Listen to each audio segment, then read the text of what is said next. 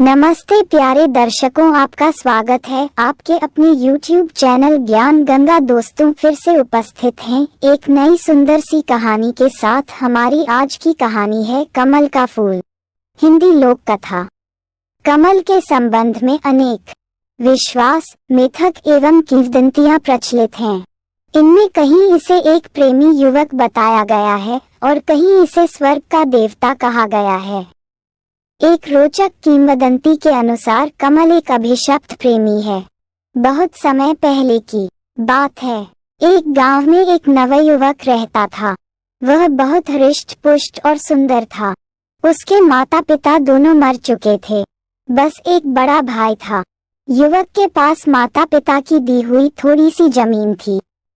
उसी पर वह अपने भाई के साथ खेती करता था। युवक और उसका बड़ा भाई दोनों बहुत मेहनत करते थे। वे खेती किसानी के साथ ही मेहनत मजदूरी भी करते थे। लेकिन इतना सब करने के बाद भी दोनों का गुजर बसर बहुत कठिनाई से होता था। एक बार युवक गांव के जमींदार के खेतों में पानी दे रहा था। सुबह का समय था। जमींदार के खेत गांव के बाहर थे और खेतों के पास एक बड़ा सा मैदान था। मेलों और त्योहारों के समय गांव के लोग इसी मैदान में एकत्रित होते थे। कभी कभी इस मैदान में बंजारे भी आ जाते थे और अपने डेरे लगा लेते थे। बंजारे कुछ दिन गांव में रुकते और फिर आगे बढ़ जाते थे। जमींदार के खेतों में एक बड़ा कुआं था। युवक कुएं से पानी खींचता और पास की नाली में डाल देता। नाली खेतों के बीच से होकर गुजरती थी, अतः पानी खेतों में पहुंच जाता था। युवक पूरे तन मन से काम कर रहा था। अचानक उसे लगा कि कोई उसके पास खड़ा है। युवक ने पीछे मुड़कर देखा। उसके सामने एक बंजारन हाथ में मटका लिए खड़ी थी। युवक ने बंजारन को देखा तो देखता ही रह गया। बंजारन 15-16 वर्ष की थी और बहुत सुंदर थी। युवक ने आज तक कभी इतनी सुंदर लड़की नहीं देखी थी। बंजारन युवक को बड़ी देर से देख रही थी। उसने अपने जीवन में इतना हृष्ट पुष्ट और सुंदर युवक कभी नहीं देखा था। बंजारन युवक के पास पानी लेने आई थी, लेकिन वह उस पर इतनी मुग्ध हो गई कि पानी मांगना भूल गई थी और उसे एकटक देखे जा रही थी। युवक ने बंजारन को अपनी ओर प्यार भरी नजरों से एकटक घूरते हुए देखा तो घबरा गया। उसके हाथ से रस्सी छूट गई और बाल्टी सहित कुएं में जा गिरी। बंजारन ने युवक की यह स्थिति देखी तो खिलखिलाकर हंस पड़ी। उसने युवक से कोई बात नहीं की और दौड़ती हुई अपने डेरे में आ गई। उसने डेरे से एक पतली रस्सी और कांटा उठाया और युवक के पास वापस आ गई। युवक अब अपने पर पूरी तरह नियंत्रण कर चुका था। वह मुस्करा रहा था और बंजारन को बड़े प्यार से देख रहा था। बंजारन ने कांटा कुएं के भीतर डाला और कुछ ही क्षणों में रस्सी और बाल्टी बाहर निकाल दी। युवक बंजारन की आंखों की भाषा समझ चुका था। उसने बंजारन का घड़ा भरा और बिना कोई बात किए रस्सी बाल्टी लेकर अपने घर आ गया। युवक को रात भर नींद नहीं आई। वह सारी रात आंखें बंद किए बंजारन के बारे में सोचता रहा। बंजारन बहुत सुंदर थी। अगले दिन प्रातःकाल युवक पुनः जमींदार के खेतों में पानी देने के लिए कुएं पर आ पहुंचा। उसकी आंखें अलसाई हुई थीं और आज उनमें पहले जैसी ताजगी नहीं थी। युवक ने कुएं पर पहुंचकर अभी एक बाल्टी पानी भरा था कि बंजारन पुनः आ गई। ऐसा लगता था कि वह अपने डेरे के पास खड़ी उसी की राह देख रही थी। दोनों ने एक दूसरे को देखा और आंखों ही आंखों में बहुत सी बातें हो गईं। युवक के मन की बात जानने के बाद बंजारन उसे अपने डेरे में ले आए और उसे अपने बापू से मिलाया। बंजारन का बापू बहुत लालची आदमी था। उसे जब यह मालूम हुआ कि युवक एक गरीब किसान है, तो उसने उसके साथ बंजारन का विवाह करने से साफ मना कर दिया। लेकिन बंजारन की मां के बहुत समझाने पर वह इस शर्त पर अपनी बेटी का विवाह करने के लिए तैयार हुआ कि ग्रामीण युवक उसे 500 चांदी के सिक्के लाकर देगा। बंजारन के बापू ने युवक से साफ साफ कह दिया कि 5 माह बाद नवदुर्गा की अष्टमी के दिन कामाख्या मंदिर में वह बकरे की बलि चढ़ाएगा। इस दिन तक यदि उसे चांदी के सिक्के मिल जाएंगे तो वह कामाख्या मंदिर में ही अपनी बेटी का विवाह कर देगा, और यदि युवक चांदी के सिक्के नहीं ला सका तो वह अपनी बेटी किसी और को सौंप देगा। युवक ने बंजारन के बापू की शर्त मान ली। वह शरीर से हृष्ट पुष्ट और मजबूत होने के साथ ही बड़ा साहसी भी था। उसे विश्वास था कि वह किसी तरह मेहनत मजदूरी करके चांदी के 500 सिक्के इकट्ठे कर लेगा। बंजारे 3 दिन गांव में रुककर चले गए। उनके साथ बंजारन भी चली गई। ग्रामीण युवक अपनी बंजारन को जाते हुए देखता रहा। बंजारन भी उसे बार बार मुड़ मुड़ कर देख रही थी। बंजारन के जाने के बाद युवक अपने घर आ गया।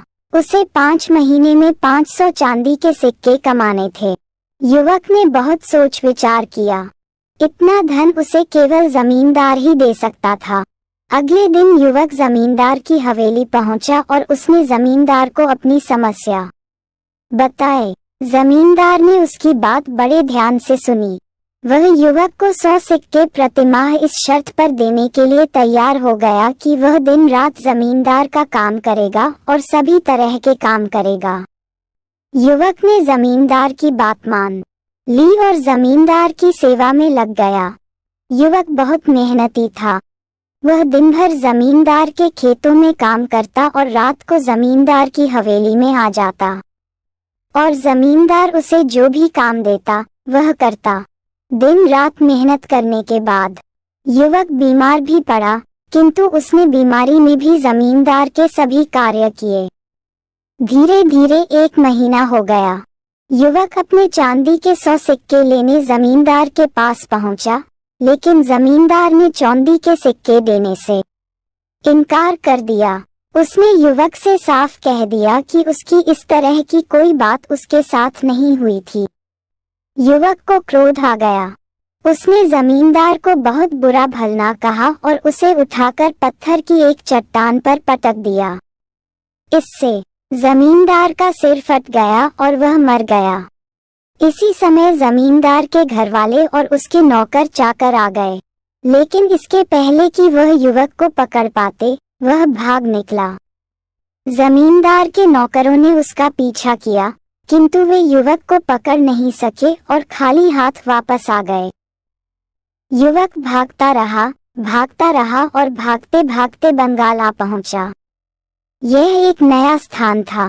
युवक को लगा कि वह यहाँ सरलता से चांदी के 500 सिक्के कमा लेगा और अपनी बंजारन को ले आएगा और यहीं बस जाएगा। उसके लिए अब गांव वापस लौटना खतरे से खाली नहीं था। युवक को काम की खोज करते करते 3 दिन हो गए, लेकिन उसे कहीं कोई काम नहीं मिला। इस बीच उसने कुछ भी खाया पिया नहीं था, अतः भूख से उसकी हालत खराब हो रही थी। चौथे दिन प्रातः युवक एक बगीचे में बैठा हुआ कुछ सोच रहा था। इसी समय उसके पास एक सुंदर युवती आकर खड़ी हो गई और उसे देखकर मुस्कुराने लगी। युवक को लगा कि वह स्त्री उसकी कुछ सहायता करना चाहती है। उसने उसे अपने पास बैठाया और सारी बातें बता दी। सुंदर स्त्री ने युवक की बातें बड़े ध्यान से सुनी। उसने उसे सभी प्रकार से सहायता करने का विश्वास दिलाया और अपने महल में ले आए। सुंदर स्त्री का महल बड़ा आलीशान था। सुंदर स्त्री ने युवक को भोजन कराया और आराम करने के लिए एक शानदार बिस्तर दिया।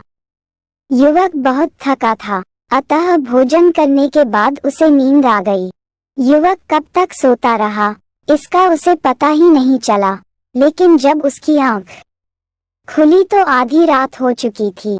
चंद्रमा का हल्का प्रकाश एक खिड़की से कमरे के भीतर आ रहा था। युवक उठकर खड़ा हो गया। उसने इधर उधर देखा। सुंदर स्त्री का कहीं पता नहीं था। युवक को बड़ा आश्चर्य हुआ। अचानक युवक के कानों से सुंदर स्त्री के गाने की आवाज टकराई। इस आवाज में गजब का आकर्षण था। युवक को ऐसा लगा कि मस्ती भरा गीत गाकर वह उसे बुला रही है। युवक अपने पर नियंत्रण नहीं रख सका और आवाज की ओर बढ़ा। कुछ कदम चलने के बाद युवक ने देखा कि भरपूर श्रृंगार किए सुंदर स्त्री आईने के सामने खड़ी अपना रूप निहार रही है। सुंदर स्त्री ने आईने में युवक को देख लिया। वह उसकी ओर मुस्कुराते हुए बढ़ी और उससे लिप्त गई तथा उसे अपने पलंग पर ले आए। युवक की समझ में कुछ नहीं आ रहा था, फिर भी वह ये तो समझ ही गया था कि सुंदर युवती उससे क्या चाहती है। इसी समय सुंदर युवती ने उससे कहा कि यदि वह उसका साथ दे तो वह उसे अगले दिन ही चांदी के 500 सिक्के देगी। युवक के हृदय में बंजारन बसी थी। वह किसी स्त्री के साथ सोना नहीं चाहता था, लेकिन अपनी बंजारन को पाने के लिए उसने सुंदर युवती की बात मान ली। अगले दिन फिर यही हुआ। युवक दिन भर सोया और आधी रात के बाद उठा। उसे सुंदर युवती 16 श्रृंगार किए प्रतीक्षा करती मिली। उसने उससे कहा कि बस वह एक रात का सुख उसे और दे दे। इसके बाद वह उसे चांदी के 500 सिक्के देगी। धीरे धीरे 4 महीने हो गए।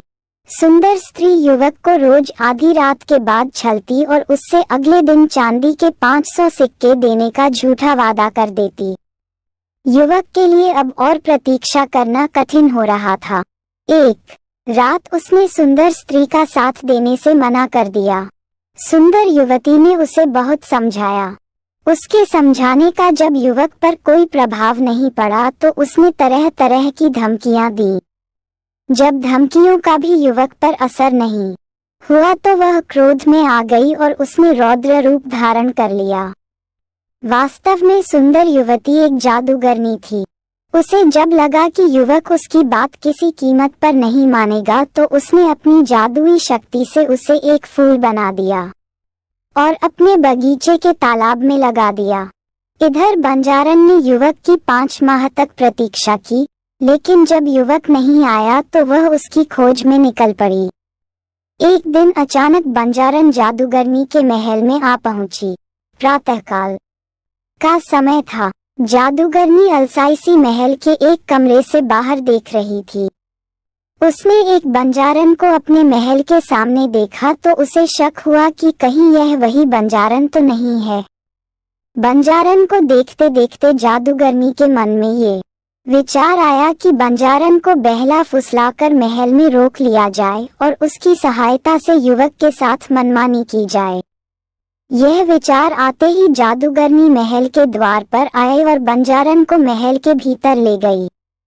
उसने बंजारन को युवक की पूरी कहानी बताई। उसने बंजारन को ये भी विश्वास दिलाया कि वह आज की रात ही उसे उसके प्रेमी से मिलवा देगी, लेकिन उसने उसे यह नहीं बताया कि उसने युवक को कमल का फूल बनाकर बगीचे के तालाब में लगा दिया है।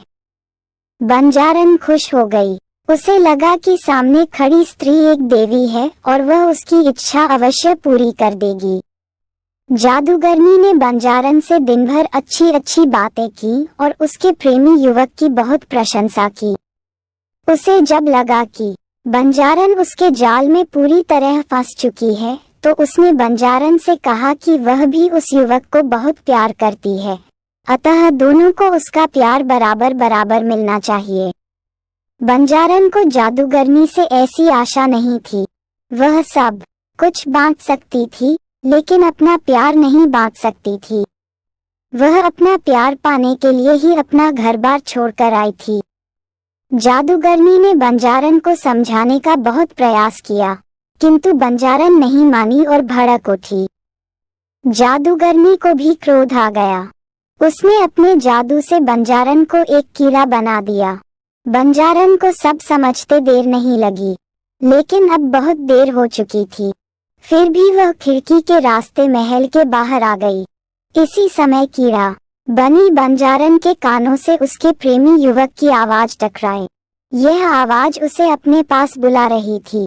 बंजारन ने इधर उधर देखा। यह आवाज महल के तालाब में खिल रहे एक कमल से आ रही थी। बंजारन की समझ में सब आ गया। जादूगरनी ने उसके प्रेमी को कमल बना दिया था।